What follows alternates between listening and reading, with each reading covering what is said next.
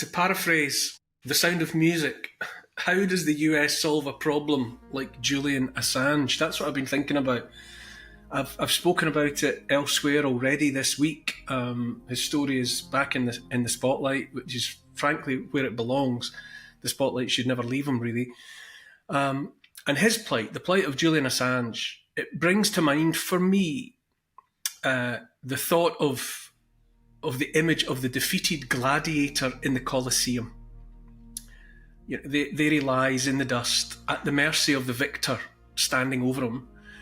But the crowd, or at least enough of the crowd to raise a roar, have their hands up, thumbs up raised, asking that he might yet live to fight another day. The challenge for the emperor, looking on, is what to do next. Does he give that portion of the crowd what they want and spare the life of the vanquished man? Or does he, the emperor, give in to his baser instincts and signal the coup de grace? I would say that's where the US, the United States of America, is now in the case of Australian journalist Julian Assange. It's been years of attritional warfare waged against one man who embarrassed the US government by publishing information that government wanted kept secret. You know, that's it. That's what he did.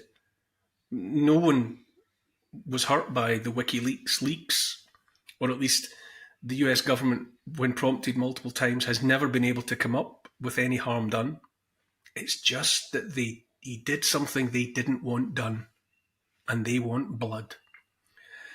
The information that Assange published was truthful, but just information of a sort the US government would have preferred no one knew about. All sorts of things they had done and didn't want to face up to. Assange sought and received asylum in the Ecuadorian embassy in London in 2012. You know, a dozen years ago now. And then he lost that protection in 2019 after court action.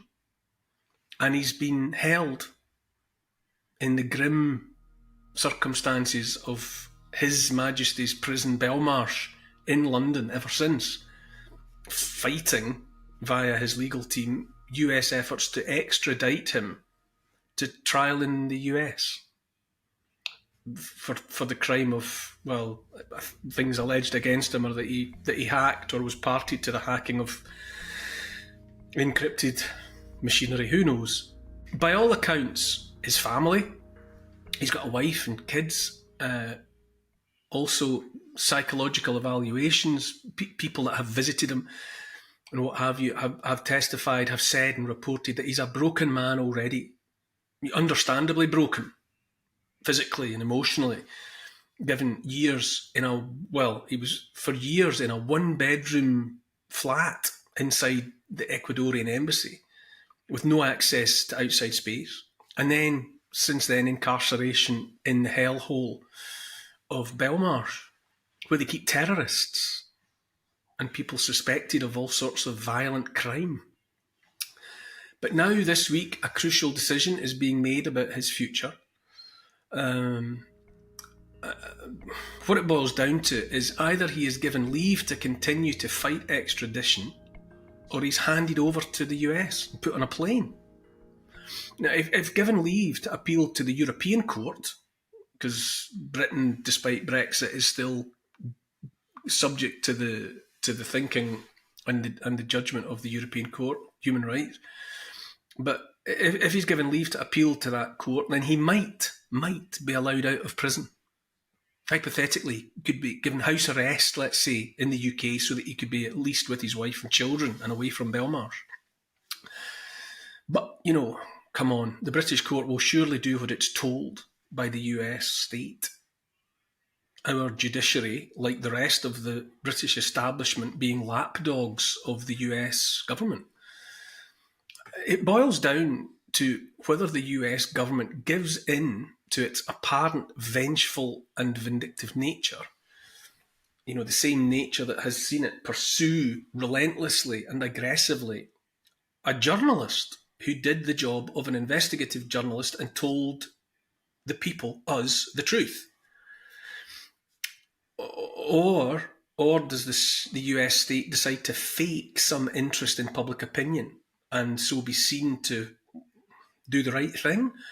You put their prey on a longer leash and let him spend some time with loved ones while his agony of uncertainty is drawn out like a blade drawn from a sheath. I ask you to look at the context. US citizen Gonzalo Lira died in a Ukrainian jail, and the US said nothing, made no protest. More recently, Russian citizen Alexei Navalny died in a Russian jail, and immediately, barely pausing to take a breath, the US was shaking with confected outrage at his passing. President Joe Biden quickly blamed Vladimir Putin and, I quote, his thugs. Biden said even while he had been in prison, Navalny had been an important voice of truth. Oh, the irony. With Lira, a citizen journalist, dead in jail, and while Assange rots in Belmarsh at his command, he laments only the death of his enemy's enemy. Even so, in these mad times, it might be embarrassing, even for an entity as blatantly and evidently brass-necked as the US government, to be seen to complete the destruction of an Australian citizen held on its behalf by a supine British government, another whipped dog licking the hand of the US master. It might be embarrassing if the British establishment had so much as a scintilla of shame, which it does not. But brass-necked or not, it is, notionally at least, a presidential election year in the US this year, 2024, when the rest of America's citizens might be indulged with the pantomime of seeming to partake of the democratic process. It's also an election year all round the European Union, with so-called populist parties, better known in the mainstream media as right-wing extremist parties, all of them on the rise in the better part of, I think it's nearly 20 member states. With all that going on, you have to ask, does the brass-necked US state pull the metaphorical trigger on Julian Assange, further exposing its understanding of itself as being all-powerful and answerable to no one, far less to the proles? So what path will they take?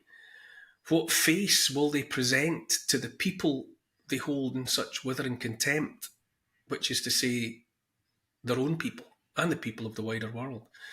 And I would say it hardly matters. Any pretense at treating Julian Assange with humanity will be just that. It will be pretense. There'll be no heart in it, no sincerity, no truth. The truth of it all about the state of so-called democracy, replaced in every way that matters with something between totalitarian dictatorship and military rule, dominated for American citizens directly, and for the rest of us in the West indirectly, by the demands and wants and intentions of the US state intelligence military industrial complex. About the all but complete erosion of meaningful freedom of speech, about the replacement of the will of the people by the entrenched sanctity of the institutions of the state. The truth of it all is that whatever happens to Julian Assange next, however the US decides to solve that problem, is that our self-appointed emperors are a distance measurable in terms of the thickness of a cigarette paper away from once and for all assuming the power of life and death over not just one Australian journalist, but over all of us. How much they reveal about that reality in whatever they tell the British court to do with Julian Assange, how much they rub our noses in that reality, will not alter one jot the truth of that reality. I say the countries into which we were born no longer exist. I say Britain is still there as a fact of geography, of course, and so too the USA. But those places, those dreamscapes of equality before the law, of habeas corpus, of freedom, all freedom, not just freedom of speech, places where governments are only the servants of the people, only the manifestations of the will of the people as empowered by meaningful elections. I say those places are gone now.